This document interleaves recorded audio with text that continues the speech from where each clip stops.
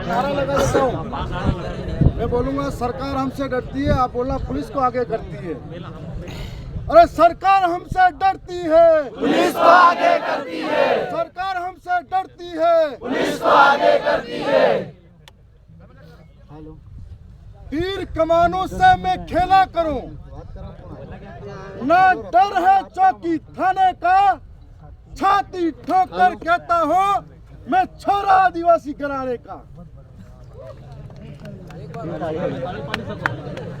अभी विलेज भाई कह के चले गए, लेकिन तालियां हौसला बढ़ाने के लिए कभी कभी चाहिए भी।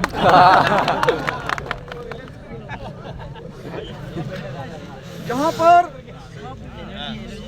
पूरे देश के मूल बीज मूल मालिक अलग अलग हिस्सों से आज एक क्रांति का आगाज बनने के लिए शामिल हुए हैं। जब मध्य प्रदेश की घटना हमारे कानों तक आती है तो हमारे मन में एक विचार आता है कि आजादी के 75 वर्षों बाद जो आदिवासी मूलभूत सुविधाओं के लिए तरस रहा है, जिसे आज तक सरकारों ने इस्तेमाल किया, आज वो आदिवासी लोकतंत्र की ताकत को समझा और लोकतंत्र के अंदर अपनी भागीदारी सुनिश्चित करने के लिए लोकतांत्रिक तरीके से उस व्यवस्था का हिस्सा बनने के लिए भोपाल की विधानसभा के अंदर पहुंचा। और जब इस सिस्टम को, जो नस नस में इनके भ्रष्टाचार भरा हुआ था, इस सिस्टम को खत्म करने के लिए लड़ने लगता है, तब ऐसी ओछी मानसिकता के लोग और जिस सरकार की ओछी मानसिकता थी उसका प्रदर्शन होता है और एक विधायक को अपमानित करने वाली गालियां सामने आती है। तब यह विचार मन में आता है, आखिर एक क्षेत्र के अंदर जो जनप्रतिनिधि विधायक होता है वो सबसे बड़े पद पे ओहदे पे होता है, यदि वो उसका सम्मान सुरक्षित नहीं है, वो सुरक्षित नहीं है, तो इस सरकार की आदिवासियों के प्रति कैसी घृणित मानसिकता हो सकती है।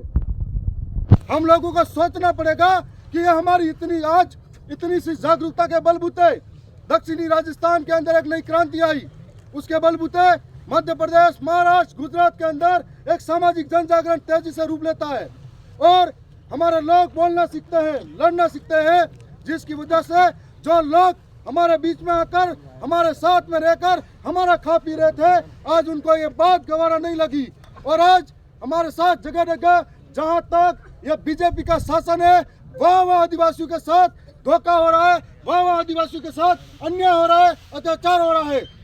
आप देख सकते हो मणिपुर के अंदर आदिवासियों के घर जलाए जाते हैं, बहन बेटी को नग्न किया जाता है। आप देख सकते हो झारखंड के अंदर, आप देख सकते हो छत्तीसगढ़ के अंदर किस तरीके से विकास के नाम पर भूमि से हमारे लोगों को विस्थापित किया जाता है। आप देख सकते हो कि बस्तर के अंदर, आप देख सकते हो हमारे यहाँ पर अन्य इलाकों के अंदर कभी विकास के नाम पर, कभी आपके यहाँ पर स्टैच्यू ऑफ यूनिटी के नाम पर हमेशा आदिवासी को विस्थापित किया जाता है। जब जब आदिवासी बोलने के लिए आगे आता है, उनके यहाँ पर सरकारी तंत्र लगाकर उनके आंदोलन को कुचला जाता है। हमारी लड़ाई जोर जुल्म के खिलाफ है, हमारी लड़ाई अन्याय अत्याचार के खिलाफ है, हमारी लड़ाई जल जंगल जमीन की है, हमारी लड़ाई 5वीं अनुसूची की है, हमारी लड़ाई आने वाली पीढ़ी के भविष्य की है, हमारी लड़ाई महिलाओं के सम्मान की है, हमारी लड़ाई आदिवासियों के सम्मान और अस्तित्व की है। और इस लड़ाई को जब तक लेकर नहीं रहेंगे तब तक छोड़ेंगे भी नहीं, यह आप सब कहना चाहेंगे।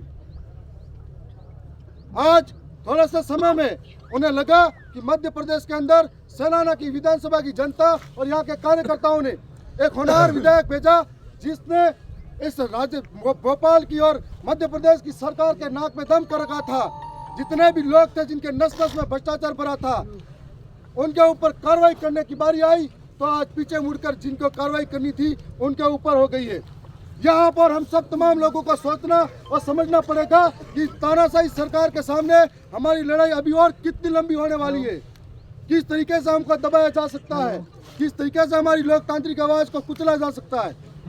आज आने वाले समय में हम लोगों ने राजस्थान की विधानसभा के अंदर भी जब यहाँ पर पावर प्लांट का नाम आता है तब भी लड़े थे हम लोग। जब हमारे जमीन से विस्थापित होते, कभी सोने के नाम पर, कभी और खनन के नाम पर, तब भी लड़े थे, तब भी हमारे आंदोलन को कुचला गया।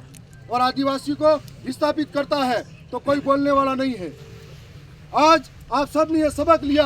आज जितने लोग यहाँ पर खड़े हैं उससे कई ज्यादा लोग राजस्थान की बॉर्डर पर और मध्य प्रदेश के अलग अलग हिस्सों में खड़े हैं। वो आस लेकर आए थे, लेकिन ये दमनकारी सरकारें उनको रास्तों में रोक देती है। लेकिन मैं कहना चाहूंगा, हम अभी कुछ लोग आए हैं गोपन बाटा तीर कमान के साथ में, हजारों लोग तैयार खड़े हैं बॉर्डर पार पर।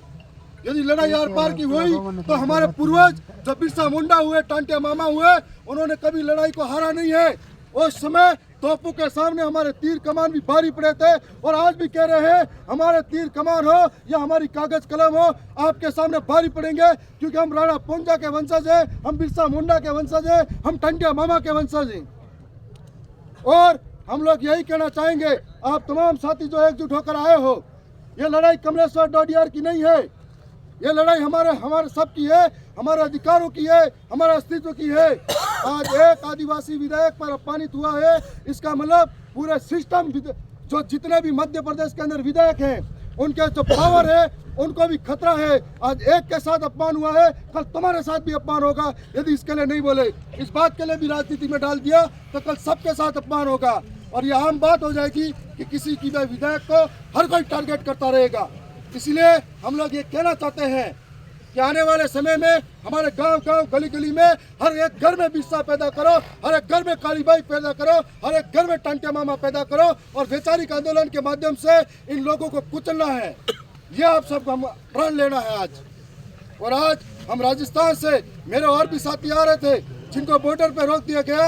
यह बहुत बड़ा लोकतांत्रिक अपमान है, लोकतंत्र की हत्या है, जहाँ पर चुने हुए जनप्रतिनिधि विधायक को रास्ते में बिना आदेश के पुलिस रोकती है, और आज भी बिना आदेश के यहाँ के स्थानीय विधायक को वहाँ पर जेल में बंद कर रखा है।